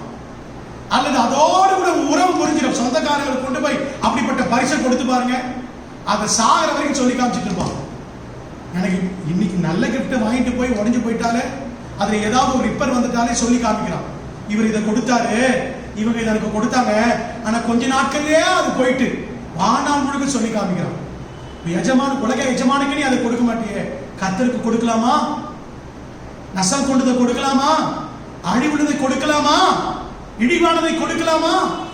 நல்லதெல்லாம் நீ விழுங்கிற, நல்லதெல்லாம் நீ சாப்பிட்டுற, நசல் கொண்டதை கொண்டு வந்து கர்த்தருக்கு படைக்கிற காணிக்கை. அல்லேலூயா. 13ஆம் வசனம் வாசிங்க. இதோ எவ்வளவு வருத்தம் என்று சொல்லி, இது எவ்வளவு எனக்கு வருத்தத்தை உண்டு பண்றது என்று சொல்லி, அதை ஒரு திறனமாய் பேசி, பீருண்டதையும் கால் மூலமானதையும் நசல் கொண்டு வந்ததை கொண்டு வந்து காணிக்கையாக செலுத்துகிறீர்கள் சேனைகளின் கர்த்தர் சொல்லுகிறார். இன்னைக்கு நம்ம மேல ஏன் வருத்தமா இருக்கிறார் ஆண்டவர் தெரியுமா? இன்னைக்கு நம்மளால தசமபாக காணிக்கை கூட சரியா விதைக்க முடியல. அப்படிதானே? ஏன் வருமானம் இல்ல ஆண்டவர் தடுத்துட்டார், போட்டு வச்சுட்டார். ஓடிக்கிட்டு சம்பாதிச்சுக்கிட்டு இருக்கும் போதெல்லாம், வருமானம் வரும்போதெல்லாம் கர்த்தருக்கு உண்மையா தசமபாக காணிக்கை விதைக்கல. இப்ப சுத்தமா முடியும். வாரந்தோறும் வந்து காணிக்கை போடுறோம், இப்ப முடியல. அதே தீர்க்கதரிசன புத்தகத்தில் ஆண்டவர் எழுதி பிடிச்சிருக்கிறாரு, உன் காணிக்கைகளை ஒரு நாள்ல நான் அருவருப்பேன் கர்த்தர் சொல்லியிருக்காரு. இன்னைக்கு அந்த காரியம் நடந்துட்டு இருக்கா? கர்த்தருக்கு நம்ம விருப்பப்பட்டாலும் இன்னைக்கு கொடுக்க முடியல, விதைக்க முடியல. நாம ஆசைப்பட்டாலும் இன்னைக்கு விதைக்க முடியல. ஏன்? ஒரு காலத்துல முதற்கனியை கொடுக்க தவறிட்டோம், விதைக்க தவறிட்டோம். அதனாலதான் இந்த சூழ்நிலை. இன்றைக்கு வேதம் சொல்லுகிற ஒரு முதற் பலனாலே கர்த்தரை கனம் பண்ண கற்றுக்கோ. நீதிமொழிகளின் புத்தகம் 3ஆம் அதிகாரம் 9-10 வசனங்களை வாசிக்க கேட்போம். எப்பொழுது உனக்கு ஆசீர்வாதம் உண்டாகும் தெரியுமா? வாசிங்க. நீதிமொழிகள் 3ஆம் அதிகாரம் 9ஆம் வசனம் 10ஆம் வசனம். உன் பொருளாலும் உன் எல்லா விளைவின் முதற் பலனாலும், எல்லா விளைவின் முதற் பலன். வருமானத்துல மாத்திரம் நான் பேசிக்கொண்டல, நீ பெற்றெடுத்த பிள்ளைகளானாலும், உனக்குரிய தாளந்துகள் திறமைகள், உன்னுடைய நேரமானாலும், உனக்கு இருக்கிற உனக்கு தேவன் கொடுத்த எந்த ஆசீர்வாதமானாலும், அதனால நீ கர்த்தரை கனம் பண்ண கத்துக்கொள்ளணும். அப்படி நீ கனம் பண்ணினா, வாசிங்க, தொடர்ந்து வாசிங்க. அப்பொழுது உன் வீடு, உன் களஞ்சியம் தண்ணீரால நிரப்பப்படும். வாசிங்க. அது பூரணமாய் நிரம்பும். அல்லேலூயா. சாதாரணமா பள்ளத்தாக்கு நிரம்பாது, சாதாரணமா பள்ளத்தாக்கு நிரம்பாது. எப்பொழுது நிரம்பும் தெரியுமா? நீ கர்த்தரை முதற் பலனால கனம் பண்ணும் போது. ஏன்? முதற் பலன் கர்த்தருக்குரியது. கர்த்தருக்கு விலையேற பெற்றதை கொடுக்கணும், லீஸ்ட கொடுக்க கூடாது. பாருங்க, வேதாகமத்தில் மார்க் எழுதின சுவிசேஷம் வாசிக்க நேரம் இல்லை, நான் சொல்லிட்டு கடந்து போறேன். 14ஆம் அதிகாரத்தில் ஒரு சம்பவம் குறிப்பிடப்பட்டிருக்கு. இயேசு சீமோன் பேதுரு, இங்க வேற ஒரு சீமோன் வீட்டுல போய் என்ன பண்றாருன்னா, பந்தி இருக்கிறார். அந்த இடத்துல பாவியாக ஒரு ஸ்திரீ மனம் திரும்பினவர் ஆண்டவர்கிட்ட வந்து ஆண்டவருடைய பாதத்துல நலதம் என்ற தைலத்தை உடைச்சி ஊற்றி அவருடைய பாதத்தை தன் தலைமையினால துடைக்கிறார். அப்படி யூதாஸ் காரியத்தை சொல்றாரு, இவ்வளவு விலை உயர்ந்த தைலத்தை கொண்டு வந்து ஊற்றுறாளே, இதை தரித்திற்கு கொடுத்திருக்க. ஆண்டவர் சொல்றார், அவள் இஷ்டப்படி விட்டுறப்பா, நீ ஒண்ணும் செய்யாது. ஏன் தெரியுமா? கர்த்தருக்கு உன்னதமானதை உயர்ந்ததை கொடுக்கிறார். அந்த இடத்துல விலை உயர்ந்தது என்ற கால்குலேஷன் அல்ல, அவருடைய உயிர்த்தெழுதலுக்கும் மரணத்திற்கும் அடையாளமாக அதை முன்னிட்டு அவள் செய்தார் என்று வேதம் சொல்றார். அல்லேலூயா, அல்லேலூயா. பிரியமான கர்த்தருடைய பிள்ளைகளே, எனக்கு ஒரு ஆசை, நம்முடைய சபையார் கர்த்தருக்காக விதைக்கிறவர்களாக கொடுக்கிறவர்களாக தன்னுடைய முதற்கனியை கர்த்தருக்கு கொடுக்கிறார். நம்முடைய சபையில குறைவில்லாமல் கொடுக்கிற பிள்ளைகள் ஆண்டவர் கொடுத்திருக்காரு. நான் அதை எண்ணி சந்தோஷப்படுறேன். ஆனால் 100% மாறணும். நம்முடைய சபை பல ஊழியர்களை தாங்கணும், பல மிஷனரிகளை தாங்கணும். எங்க உலகத்தை விட்டு போகும்போது ஒன்று கொண்டு போக போறது இல்லைங்க. நம்ம இங்க அனுபவிக்கிற எதையுமே கொண்டு போறது, ஒன்னே ஒன்று கொண்டு போவோம். நாம இங்க கர்த்தருக்காக விதைத்த கிரியைகளை தான் கொண்டு போவோம். அல்லேலூயா. 3 காரியத்துக்காக யோசிப்போம் பரலோகத்துக்கு போய். ஒண்ணு, அதிகமா ஜெபித்திருக்கலாமே, வேதத்தை வாசித்திருக்கலாமே. 2வது, இன்னும் நான் சுவிசேஷம் அறிவித்திருக்கலாமே. 3வது, இன்னும் நான் கொடுத்திருக்கலாமே. அங்க போய் யோசிக்கிறது அர்த்தம் கிடையாது. காலம் இருக்கும் போதே, வாழ்நாள் இருக்கும் போதே முதற் பலனை, பெஸ்டை கர்த்தருக்கு கொடுக்க நம்மை அர்ப்பணிப்போம். பாருங்க, மக்கதோனியா சபையாரை குறித்து பவுல் இங்க எழுதுகிறார், ஒரு சாட்சியை சொல்கிறார், அருமையான சாட்சி. கொரிந்து சபைக்கு எழுதும்போது மக்கதோனியா சபை குறித்து ஆண்டவர் சொல்லுகிறார். 2 கொரிந்தியர் 8ஆம் அதிகாரம் 2-3 வசனங்கள் சீக்கிரமா வாசிக்கலாம். அவர்கள் மிகுந்த உபத்திரவத்தினாலே சோதிக்கப்படுகையில். பாருங்க, எப்பொழுதுதான் எப்பொழுது நல்ல திரளாய் ஆசீர்வதிக்கப்பட்டு இன்னைக்கு நிறைய விசுவாசி சொல்றாங்க, ஆண்டவர் எனக்கு கொடுத்தா நான் கொடுத்துறேன்யா, ஆண்டவர் எனக்கு தந்தா தந்துடுறேன்யா, வருமானம் வந்த உடனே முதல்ல ஆண்டவருக்கு கொடுத்துடுறேன்யா. அப்படி போட்டிருக்கா வேத வசனம்? அப்படி போட்டிருக்கா சத்திய வேத வசனம்? அவர்கள் மிகுந்த உபத்திரவத்தினாலே சோதிக்கப்படுகையில் கொடிய தரித்திரத்திலே அவர்கள் சிக்கொண்டு தவித்துக் கொண்டிருக்கும் பொழுது எதனால, எந்த சந்தோஷத்தினால? இன்றைக்கு ஒருவேளை சில பேர் கொடுப்பாங்க, தரித்திரம் இருந்தோம். எப்படி கொடுப்பாங்க தெரியுமா? ஐயோ இது இருந்தா நம்ம குடும்பத்துக்கு ஆகுமே, இது இருந்தா நம்ம வீட்டுக்கு ஒரு செலவுக்கு ஆகுமே. அப்படி கர்த்தருக்கு கொடுக்க கூடாது. உபத்திரவம் தான், தரித்திரம் தான், கொரோனா வந்து உள்ள உட்கார்ந்து வைத்திருக்கிறது உண்மைதான். ஆனா கிடைக்கிறதுல பரிபூர்ண சந்தோஷத்தோட கிடைக்கும். 100 ரூபாயை கொஞ்சம், நான் ஒரு உதாரணத்துக்கு சொல்றேன், ஒரு சின்ன காரியத்தை கர்த்தருக்கு விதைத்தால் சந்தோஷமா விதைக்கும். அல்லேலூயா. கொஞ்சத்தில் உண்மை இல்லவனை அநேகத்தின் பேர்ல அதிகாரி கொடுப்பாங்க. இல்லைன்னு சொன்னா அந்த கொஞ்சத்திலேயே குண்டு சட்டிலேயே என்ன ஓட்டிக்கிட்டு இருப்போம். ஆமா, வாழ்நாளை முடிச்சு செத்து போயிடுவோம். அந்த இடத்துல இருந்தே போயிடுவோம். நாம மேல வர்றதுக்கே முடியாது, கர்த்தருடைய ஆசீர்வாதத்தை பெற முடியாது. முதற் கலனை கர்த்தருக்கு கொடுப்போம். முதற் பலனை விழுங்கக்கூடாது. 3வது எதை விழுங்கக்கூடாது? யாத்ராகமத்தின் புஸ்தகம் சீக்கிரமா வாசிக்கலாம். 30ஆம் அதிகாரம் 31, 32. யாத்ராகமம் 30ஆம் அதிகாரம் 31, 32. இஸ்ரவேல் புத்திரரோடு நீ பேசி சொல்ல வேண்டியதாவது, உங்கள் தலைமுறை தோறும் இது எனக்குரிய பரிசுத்த அபிஷேக தைலமா எண்ணப்படும். அல்லேலூயா. நல்ல கரங்களை வைத்து சொல்லுங்க அல்லேலூயா. 3வது கர்த்தர் அதை பரிசுத்தமா எண்ணுகிறாராம். அபிஷேக தைலத்தை கர்த்தர் என்ன பண்ணிருக்கிறாராம்?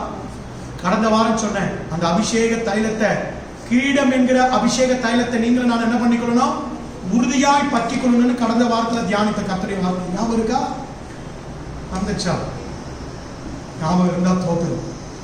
உங்களுக்கு கொடுக்கப்பட்ட கிரீடமாகிய அபிஷேக தைலத்தை என்ன பண்ணிக்கொள்ளுங்க? பற்றி கொள்ளுங்கன்னு கடந்த வாரத்துல பார்த்தோம். இந்த வாரத்துல வேதம் சொல்லுகிறது, இன்றைக்கு அபிஷேக தைலத்தை கர்த்தர் பரிசுத்தப்படுத்தியிருக்கிறாரு. அதை நீங்களும் நான் என்ன பண்ணக்கூடாது? விழுங்கக்கூடாது, அசட்டை பண்ணக்கூடாது, அதுல துணிகரம் கொள்ளக்கூடாது, அதை தள்ளிவிடக்கூடாது. அபிஷேக தைலம் என்ன அர்த்தம் தெரியுமா? நம்ம மேல ஊற்றப்பட்டிருக்கிற பரிசுத்த ஆவியானவர்.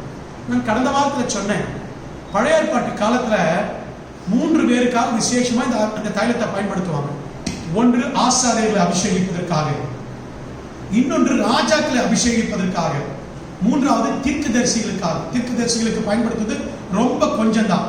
ஆனால் 2 பேருக்காக, 2 பேரை அபிஷேகம் பண்ணுவதற்காக இந்த அபிஷேக தைலத்தை ஊற்றுவாங்க, பயன்படுத்துவாங்க. ஆண்டவர் மோசேயை பார்த்தீங்க சொல்லுகிறார், அப்பா இந்த அபிஷேக தைலத்தை நான் பரிசுத்தப்படுத்தி இருக்கிறேன், இதை நீங்க மற்ற முறையில செய்யக்கூடாது. நீங்க வீட்டுல பிறகு உட்கார்ந்து 33 - 38 வசனம் வரைக்கும் நீங்க பிறகு உட்கார்ந்து ஆராதனை முடிஞ்ச உடனே வாசிச்சு பாருங்க. அதை நீங்க செய்யக்கூடாது, உங்க கூடாரத்துல போய் செய்யக்கூடாது. தூப வர்க்கத்தை போட்டு எண்ணெயை போட்டு நீங்க அதை முயற்சி செய்யக்கூடாது. அதை நான் பரிசுத்தமாக்கி இருக்கிறேன். ஒருவேளை அதை சுயமாய் செய்கிறவன் என்ன பண்ண போனா இஸ்ரவேல் ஜனங்களிலிருந்து அறுப்புண்டு போக கடவுள் என்று கர்த்தர் சொல்லுகிறார். அல்லேலூயா, அல்லேலூயா. அதை பரிசுத்தப்படுத்தி இருக்கிறார். அபிஷேக தைலத்தை கர்த்தர் பரிசுத்தப்படுத்தி. இன்னைக்கு நிறைய பேர் அபிஷேக தைலத்தை அசட்டை பண்ணுகிறோம். ஆவியானவரை நம்ம அசட்டை பண்ணுகிறோம். பழைய ஏற்பாட்டு காலத்துல ராஜாக்களுக்கு ஆசாரியர்களுக்கு கொடுக்கப்பட்டதாயிட்டு நம்ம புதிய ஏற்பாட்டு விசுவாசின்னு சொல்றீங்களா? 3வது பாயிண்ட்க்கு சொல்றேன், புதிய ஏற்பாட்டு கால விசுவாசின்னு சொல்றீங்களா? யோவேல் 2:28 சொல்லப்படுகிறது, இதோ கடைசி நாட்களில் அந்நாட்களே மாம்சமான யாவர் மேலும் என் ஆவி என்ன பண்ணுவேன். இது புதிய ஏற்பாட்டு கால வாக்குத்தத்தமா இல்லையா? கிருபையின் காலத்துல தேவன் கொடுத்த வாக்குத்தத்தம். அப்போஸ்தலர் 1:8, அப்போஸ்தலர் 2:1 இந்த வசனங்களை குறித்து கொண்டு வாசிங்க. புதிய ஏற்பாட்டு காலத்தில் அபிஷேகத்தின் தைலத்தை கர்த்தர் ஆவியானவர் மூலமாய் ஊற்றினார், ஆவியானவரை கொண்டு நிரப்பினார். அல்லேலூயா, அல்லேலூயா. இந்த ஆவியானவர் நீங்கள் நான் என்ன பண்ணக்கூடாது? விழுங்கிடக்கூடாது, அசட்டை பண்ணக்கூடாது, புறந்தள்ளக்கூடாது, அவருக்கு விரோதமா துணிகரமான காரியத்தை செய்யக்கூடாது. பாருங்க, யோவான் 1 யோவான் 2ஆம் அதிகாரம் 20-27 வசனங்களை வாசிங்க. 1 யோவான் 2ஆம் அதிகாரம் 20வது வசனம் 27வது வசனம். நீங்கள் பரிசுத்தராலே அபிஷேகம் பெற்று சகலத்தையும் அறிந்திருக்கிறீர்களே. நீங்கள் அவராலே பெற்ற அபிஷேகம். பரிசுத்த ஆவியானவர் நமக்குள்ள அந்த ஆனந்த தைலத்தை வைத்திருக்கிறார். அவராலே பெற்ற அபிஷேகத்தை உங்களை நிலைத்திருக்கிறது. அதை நிலைத்திருக்கும்படி ஆண்டவர் செய்திருக்கிறார்.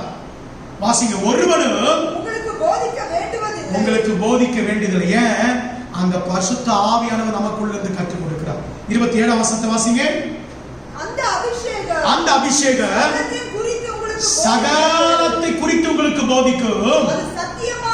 அது சத்தியமா இருக்கிறது, பொய்யல்ல. அது உங்களுக்கு போதித்தபடியே, ஆவியானவர் உங்களுக்கு போதித்தபடியே அவரில் நிலைத்திருக்கணும். அல்லேலூயா, அல்லேலூயா. மூன்றாவது, கர்த்தர் அபிஷேக தைலத்தை புதிய ஏற்பாட்டில் பரிசுத்த ஆவியானவர் நமக்கு கொடுத்திருக்கிறார். அவர் பெயரே பரிசுத்த ஆவியானவர். ஆவியானவர் இல்ல, பரிசுத்த ஆவியானவர், ஹோலி ஸ்பிரிட். அல்லேலூயா. அந்த பரிசுத்த ஆவியானவரை விழுங்கிட கூடாது. இன்னைக்கு நிறைய பேர் பரிசுத்த ஆவியானவரை அசட்டை பண்றோம், அந்நிய பாஷையை அசட்டை பண்றோம். பிரியமான கர்த்தருடைய பிள்ளைகளே, ஆவியானவர் துக்கமடைய செய்யக்கூடாது, ஆவியானவரை விசனப்படுத்தக்கூடாது, ஆவியை அவிழ்த்து போடக்கூடாது. வேதம் சொல்லுகிறது. எங்கன்னு கேட்கிறீங்களா? வாசிங்க. ஏசாயாவின் தீர்க்கதரிசன புத்தகம் 63ஆம் அதிகாரம் 10ஆம் வசனம். எல்லா வசனத்திலிருந்து தான் உங்களுக்கு சொல்றேன். ஏசாயா 63:10 வாசிங்க. அவர்களோ கலகம் பண்ணி அவருடைய பரிசுத்த ஆவியை விசனப்படுத்தினார்கள். அதனால் யாரே சத்ருவா மாறிட்டாரு? ஆண்டவரே தம்முடைய ஜனத்திற்கு சத்ருவா மாறிட்டார். எப்பொழுது தெரியுமா? எப்பொழுது தேவன் உனக்கு சத்ருவா மாறுவார் தெரியுமா? ஆண்டவரே உனக்கு பகைஞரா மாறுவார் தெரியுமா? நீ பரிசுத்த ஆவியை விழுங்கி போட்டா, நீ பரிசுத்தமான ஆவியானவர் அசட்ட பண்ணினா, பரிசுத்தமானதிலே துணிகரம் கொண்டா, உனக்கு சத்துரு மனுஷன் அல்ல, உனக்கு சத்துரு சாத்தான் இல்ல, ஆண்டவரே உனக்கு சத்ருவா மாறுவார். சத்ருவாய் மாறி அந்த இடத்துல போடப்பட்டிருக்கு, அவனை அழித்து போட்டான். பாருங்க. துக்கப்படுத்தக்கூடாது. எபேசியர் 4ஆம் அதிகாரம் 30ஆம் வசனத்தை வாசிங்க. எபேசியர் 4:30 வாசிங்க. அன்றியோ நீங்கள் மீட்கப்படும் நாளுக்கென்று முத்திரையாக பெற்ற தேவனுடைய பரிசுத்த ஆவியை துக்கப்படுத்தாதீங்கம்மா, துக்கப்படுத்தாதீங்க ஐயா. அன்பு வாலிப தம்பியே, தங்கச்சியை துக்கப்படுத்தாத. உனக்குள்ள தேவன் கொடுத்திருக்கிற பரிசுத்த ஆவியானவரை பரிசுத்தமாய் காத்துக்கொள். நீ காத்துக்கொண்டினா உன் வாழ்க்கையில் ஆசீர்வாதம். மேலும் 1 தெசலோனிக்கேயர் 5:19 சொல்லுகிறது, ஆவியை அவிழ்த்து போடாதீங்க. உங்களுக்கு கொடுக்கப்பட்ட ஆவியை அவிழ்த்து போடாதீங்க, துக்கப்படுத்தாதீங்க, அசட்டை பண்ணாதீங்க, ஆவியை அவிழ்த்து போடாதீங்க. அவிழ்த்து போடுறதுன்னா குவென்ச் பண்றது. நல்லா எரியிற கங்கு எரிஞ்சுக்கிட்டே இருக்கும். சமையல்லாம் முடிச்சிட்டு பிறகு பார்த்தீங்கன்னா அந்த கட்டங்க எரிஞ்சுக்கிட்டே இருக்கும், ஒன்னோட ஒன்று அனல் கொண்டு எரிஞ்சுக்கிட்டே இருக்கும். எல்லாம் முடிச்சிட்டு பிறகு என்ன பண்ணுவாங்கன்னா தண்ணி தூக்கி என்ன பண்ணுவாங்க, அதில் போட்ட உடனே சல்லுன்னு ஒரு சத்தம் கேட்டுன்னா வேணும் அந்த நெருப்பு, அதுதான் அவித்து போடுது. அந்த மாதிரி அவித்து போடக்கூடாது. நமக்குள்ள அனல் மூட்டி கொண்டே இருக்கிற பரிசுத்த ஆவியானவர். அல்லேலூயா. கரங்களை வைத்து சொல்லும் அல்லேலூயா. நமக்குள்ள தேவன் கொடுத்த அந்த பரிசுத்த ஆவியானவர் அனல் மூட்டிக்கிட்டே இருக்கும், எழுப்பிக்கிட்டே இருக்கும். ஆவியில் அனலார் என்று அப்போஸ்தலன் பவுல் எழுதுகிறார். ஒருவேளை நீங்க செய்ய தவறிட்டா, அசட்டை பண்ணீங்கன்னா, துக்கப்படுத்தினீங்கன்னா, அவித்து போட்டீங்கன்னா என்ன நடக்கும் தெரியுமா? இயேசு கிறிஸ்து எச்சரிக்கிறார். வாசிங்க. மத்தேயு 12ஆம் அதிகாரம் 31ஆம் வசனம். ஆதலால் இயேசு சொல்லுகிறார், அங்க இருக்கிற சீஷர்களை மக்களை பார்த்து சொல்றார், நான் உங்களுக்கு சொல்லுகிறேன், எந்த பாவமும் எந்த தூஷணமும் மனுஷனுக்கு மன்னிக்கப்படும், ஆவியானவருக்கு பரிசுத்த ஆவியானவருக்கு விரோதமாய் தூஷணமும் அவருக்கு விரோதமா பேசப்படுறதும் செய்யப்படுறதும் ஒரு நாள் என்ன பண்ணப்படாது, மன்னிக்கப்படாது. எச்சரிக்கையாக. எந்த பாவத்தையும் கர்த்தர் மன்னிச்சிடுவார். மகளே, மகனே, வாலிப தம்பியே, தங்கச்சியே, பெரியோரே, தாய் தகப்பனே, எந்த பாவத்தையும் கர்த்தர் நீர் அழுது மன்னிப்பு கேட்டா மன்னிச்சு இறங்கிடுவாரு. ஆனா ஒரு பாவத்துக்கு மன்னிப்பே கிடையாது. பரிசுத்த ஆவியானவரை துக்கப்படுத்தாத, பரிசுத்த ஆவியானவரை விழுங்கிடாத. அல்லேலூயா. 4வது, 5 நிமிஷத்தில் நான் சொல்லி முடிக்கிறேன். 4வது பாயிண்ட். 4வது, எது பரிசுத்தமானது, எதை பரிசுத்தமானதை நாம் விழுங்கக்கூடாது. ஆண்டவர் எதை பரிசுத்தமாக்கி இருக்கிறார்? யாத்திராகமம் 30:30. ஆரோனும் அவன் குமாரரும் எனக்கு ஆசாரிய ஊழியம் செய்யும்படி நீ அவர்களை அபிஷேகம் பண்ணி அவர்களை பரிசுத்தப்படுத்துவாயாக. அல்லேலூயா. 4வது, யார் கர்த்தருக்கு பரிசுத்தமானவர்கள்? யார் கர்த்தருக்கு பரிசுத்தமானவர்கள்? ஆசாரியர்கள் கர்த்தருக்கு பரிசுத்தமானவர்கள். ஊழியக்காரர்கள் கர்த்தருக்கு என்ன பண்ணுவாங்க? ஊழியக்காரர்கள் என்ன பண்ணிடக்கூடாது? விழுங்கிடக்கூடாது, அசட்ட பண்ணக்கூடாது. ஊழியக்காரர்களுக்கு விரோதமா துணிகரை என்ன கொள்ளக்கூடாது. ஊழியக்காரரை அசட்ட பண்ணி நெக்லெக்ட் பண்ணி தள்ளிவிடக்கூடாது. ஊழியக்காரருடைய வார்த்தையை மதிக்காம நடக்கக்கூடாது. ஏன்? ஆண்டவர் ஊழியக்காரர் என்ன பண்ணியிருக்காரா? சொல்லுங்க, என்ன பண்ணியிருக்காரு? ஆரோனையும் அவன் குமாரனையும் அபிஷேகம் பண்ணுவாயாக. ஏன்? அவர்கள் எனக்கு பரிசுத்தமானவர்கள். இன்னைக்கு நிறைய பேர் ஊழியக்காரனுக்கு முக்கியத்துவம் கொடுக்க மாட்டேன்றோம். தவறு தவறு. யார் சொன்னாலும் நான் ஏற்றுக்கொள்ள மாட்டேன். ஊழியக்காரர்கள் கர்த்தரால் அபிஷேகம் பண்ணப்பட்டு ஏற்படுத்தப்பட்டவர். நான் கடந்த வாரத்தில் அதனால தான் சொன்னேன், ஊழியக்காரருக்கு விரோதமா, சபைக்கு விரோதமா நாம் என்ன பண்ணக்கூடாது?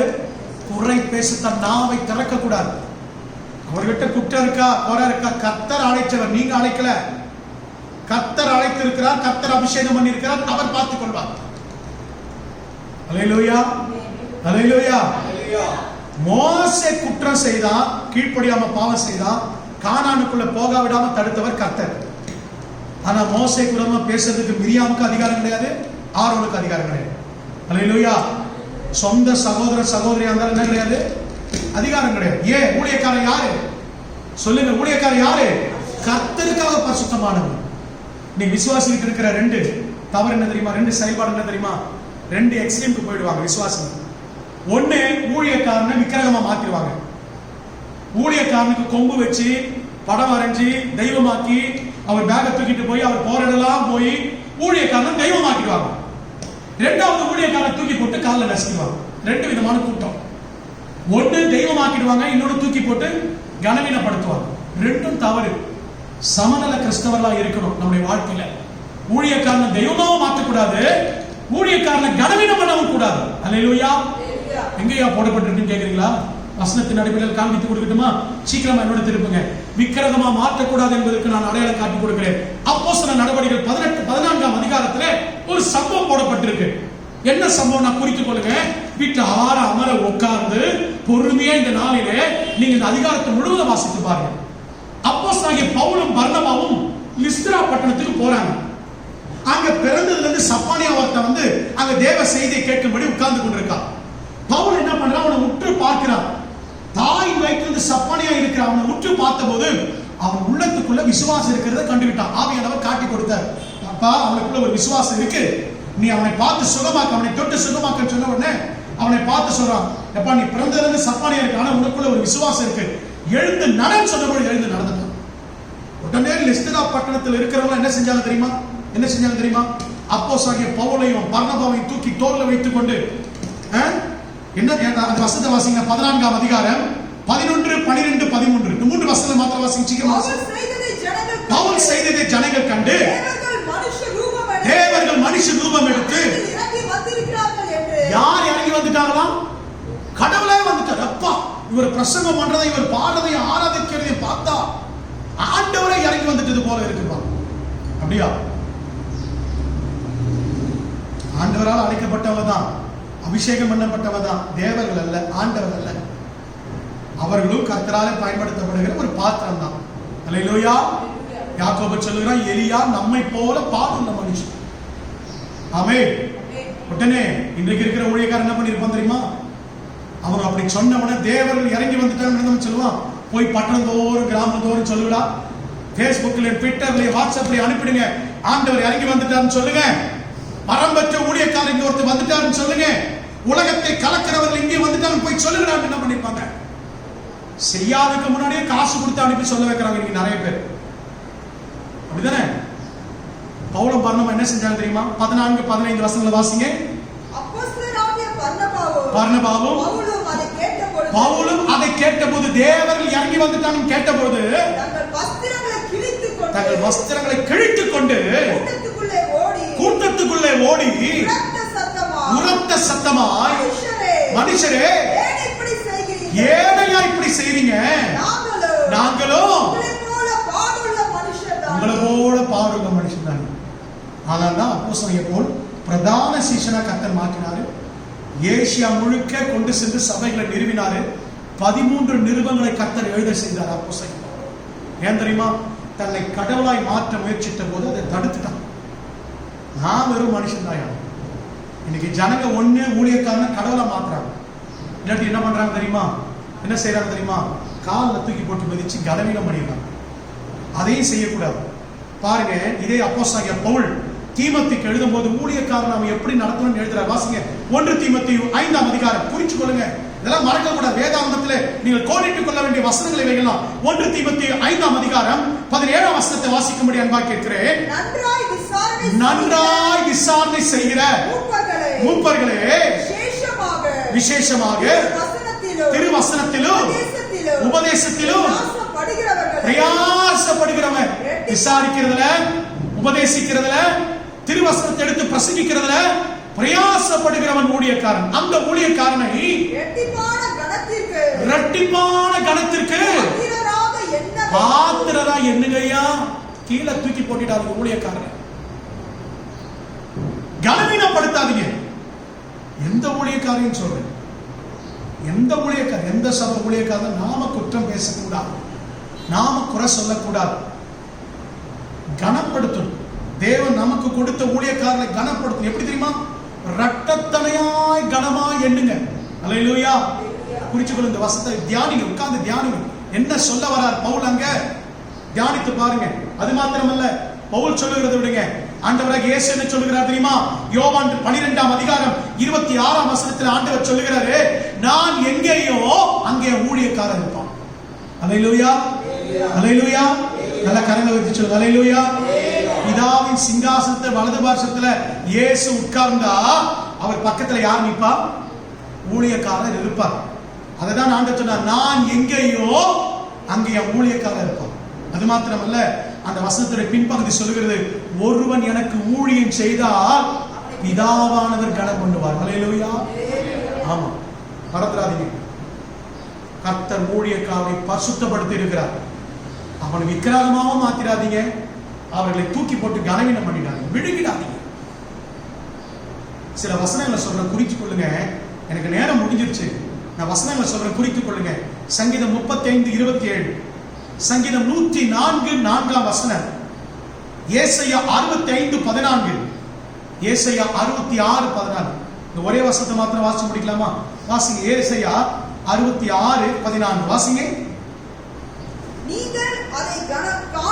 நீங்கள் அதை காணும் பொழுது உங்கள் இருதயம் மகிழ்ந்து 66:14 அப்பொழுது கர்த்தருடைய ஊழியக்காரரிடத்தில் அவருடைய கரமும் அவருடைய சத்துருக்களிடத்திலே கர்த்தருடைய ஊழியக்காரர்கிட்ட அவருடைய கரம் இருக்கும். யாரெல்லாம் கர்த்தருடைய ஊழியக்காரருக்கு விரோதமாக எழும்புறாங்களோ அவங்க கிட்ட எல்லாம் கர்த்தருடைய கோபம் விளங்கும். இதுக்கு மேல வேற என்ன வேணுமா? கர்த்தர் ஊழியக்காரனை பரிசுத்தமாக்கி இருக்கிறார், விழுங்கக்கூடாது. 4 காரியத்தை இந்த காலை நேரத்தில் தியானித்தோம். இதோடு கூட நேரம் முடிகிறது.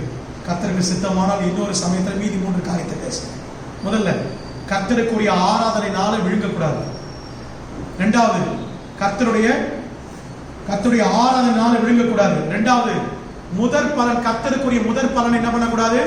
விழுங்கக்கூடாது. 3வது, அபிஷேக தைலத்தை, பரிசுத்த ஆவியானவரை நீங்களும் நானும் விழுங்கக்கூடாது. 4வது, கர்த்தர் பரிசுத்தமாக்கின ஊழியக்காரனை விழுங்கக்கூடாது. இப்ப அந்த வசனத்தை நான் உங்களுக்கு சொல்லி முடிக்கிறேன். நீதிமொழிகள் 20:25, பரிசுத்தமானதை விழுங்குகிறது, பொருத்தனை செய்த பின் யோசிப்பது மனுஷனுக்கு கண்ணியாக இருக்கும். முழங்கால் பண்ணிடுவோமா? எல்லாரும் முழங்கால் பண்ணிடுவோம். கண்களை மூடி. ஆண்டவரே, நீர் பரிசுத்தமாக்கினதை ஒரு நாளும் நான் விழுங்கக்கூடாதப்பா. நீர் பரிசுத்தமாக்கினதை ஒரு நாளும் நான் விழுங்கக்கூடாது. கரங்களை உயர்த்தி ஒரு நிமிடம், இன்னும் ஒரு சில நிமிடங்களே நான் முடித்து விடுவேன். கண்களை மூடி கரங்களை உயர்த்தி, ஆண்டவரே என்னுடைய வாழ்க்கையில நான் அறியாமல் இவைகள் எல்லாம் நான் அசட்டை செய்து விட்டேன். இவைகளுக்கு விரோதமாய் துணிகரம் கொண்டு விட்டேன். எத்தனையோ முறை முதற் பலனை விதைக்காமல் மறந்து விட்டேன், தவிர்த்து விட்டேன். கர்த்தருக்குரிய ஆராதனை நாளை நான் ஒதுக்கி விட்டேன். பரிசுத்த ஆவியானவரை துக்கப்படுத்தி இருக்கிறேன். ஆண்டவரே, உம்மாலே ஆண்டவரை அழைக்கப்பட்டு தெரிந்து கொள்ளப்பட்ட ஊழியக்காரனை விசனப்படுத்தி இருக்கிறேன். ஆண்டவரே மன்னிங்கப்பா, மன்னிங்க ராஜா. எங்கள் அன்பின் பரலோக பிதாவை, ஆசீர்வதிக்கப்பட்ட மனமகிழ்ச்சியான இந்த காலை நேரத்தில் எங்களோடு கூட பேசி எங்களை உணர்த்தி எச்சரித்த நல்ல வார்த்தைகளுக்காக ஸ்தோத்திரம். நல்ல நிலத்தில் விதைக்கப்பட்ட விதையாய் 30 அல்ல 60 அல்ல 100 இது பலன் தர நாங்கள் ஜெபிக்கிறோம். பரிசுத்தமானதை ஒரு நாள் நாங்கள் விழுங்கிவிடக் கூடாதப்பா. பரிசுத்தமானதை கனம் பண்ண எங்களை ஒப்பு கொடுக்கிறோம். கர்த்தர் பரிசுத்தமாக்கினதை நாங்களும் பரிசுத்தமாய் எண்ணுவதற்கு என் தேவன் எங்களுக்கு உதவி செய்வீராக. இந்த வார்த்தைகளை கேட்டுக்கொண்டிருக்கிற ஒவ்வொரு குடும்பங்களையும் நீங்கள் சபை விசுவாசிகள் ஆசீர்வதிங்க. யாரெல்லாம் பலவீனத்தோடு சுகவீனத்தோடு இருக்கார்களோ கர்த்தரை தொட்டு சுகத்தை கொடுங்க. பொருளாதார நெருக்கடி உள்ளவர்களுக்கு கர்த்தர் ஒரு கதவை திறந்து, இதோ திறந்த வாசலை வைக்கிறேன்னு சொல்ல கர்த்தர் உன் வீடு நிரம்பும். நீ எல்லாவித முதல் பலனால நீ கனம் பண்ணும் பொழுது உன் களஞ்சியம் பூர்ணமாய் நிரம்பும். உன் ஆலயம் திராட்சரசம் புரண்டோடும் என்று சொன்ன கர்த்தர் அப்படி நிறைவான பலனை தாங்க. இந்த வாரத்தில் பிறந்த நாள், திருமண நாள் காண்கிற பிள்ளைகளை ஆசீர்வதியும். ஆண்டவரை தகப்பனை மென்மேலும் வாழ்ந்து சுகித்திருக்க கர்த்தர் நிகழ்ச்சி. ஆண்டவரை குறிப்பா இந்த கொரோனா கிருமியெல்லாம் அழிக்கப்பட்டு சீக்கிரத்தில் சபை திறக்கப்படுகிற நாளை நாங்கள் ஒன்று கூடி ஒரே குடும்பமாய் இணைந்து கர்த்தரை ஆராதிக்கிற நாளை நாங்கள் வெகு விரைவிலே எதிர்பார்க்கிறோம். பரிசுத்தமானவர்கள் நாங்கள் விழுகக்கூடாது. கனம் பண்ண எங்களுக்கு கற்றுத்தாரும். தொடர்ந்து பொறுப்பெடுத்துக் கொள்ளும். ஆசீர்வதியும். ஆண்டவர் இந்த வாரம் முழுவதும் பிள்ளைகள் செய்ய போகிற ஊழியங்கள், வேலைகள், வியாபாரங்கள், தொழில்கள், பிரயாணங்களில் உடைய கரம் இருக்கட்டும். தொடர்ந்து பொறுப்பெடுத்துக் கொள்ளும். இயேசு கிறிஸ்துவின் விலையேறப்பட்ட நாமத்தில் ஜெபிக்கிறேன் ஜீவனுள்ள நல்ல பிதாவே, ஆமென். சேர்ந்து சொல்லுவோம்.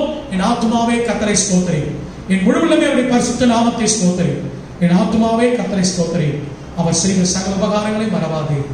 ஆமென். நம்முடைய கர்த்தராகிய இயேசு கிறிஸ்துவின் கிருபையும் பிதாவாகிய தேவனுடைய அன்பும் பரிசுத்த ஆவியானவருடைய அன்யோன்ய ஐக்கிய சமாதானம் வழிநடத்தல் சுகவீனம் இப்பொழுதும் எப்பொழுதும் சதா காலம் அனைவரோடு, குறிப்பாக மணவாளனாகிய இயேசு கிறிஸ்து மத்திய ஆலயத்தில் வந்து மணவாட்டியாகிய திருச்சபையாகிய உங்களை எடுத்துக் கொள்ளப்படுகிற நாள் வரைக்கும் நாம் அனைவரோடும் இருப்பதாக. ஆமென். God bless you. கர்த்தர் உங்களை ஆசீர்வதிப்பார். ஆமென்.